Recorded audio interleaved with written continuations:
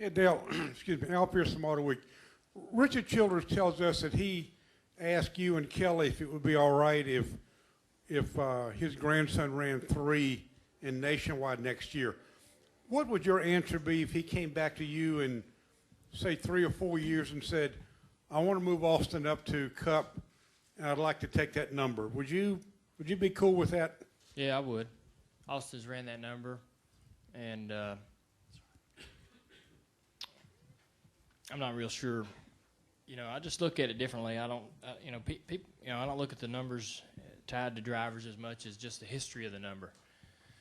And the number's more of a bank, you know, that you just deposit history into, you know, and it doesn't really belong to any individual. So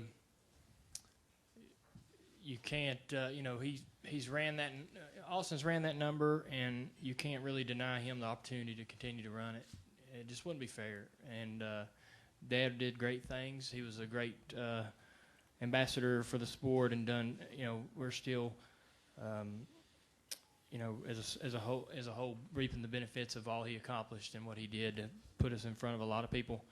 But you know, even before that, that number was Richard's. Richard drove it. Someone else drove it before then. There's a lot of guys in the 50s and 60s that ran that number with success. And you know, so it's sort of, the numbers really, like I said, it's kind of like a bank you just kind of deposit history into, and they don't really belong to the individuals. It is an iconic, you know, when you put the colors and the style with it, it's a little bit iconic to the sport. But Austin's a good kid. He seems to have a great appreciation for what's happening to him and what's going on around him. And I would be happy if he wanted to. You know, if he wanted to keep doing that, you know, he kind of had to know when he first started to run that number.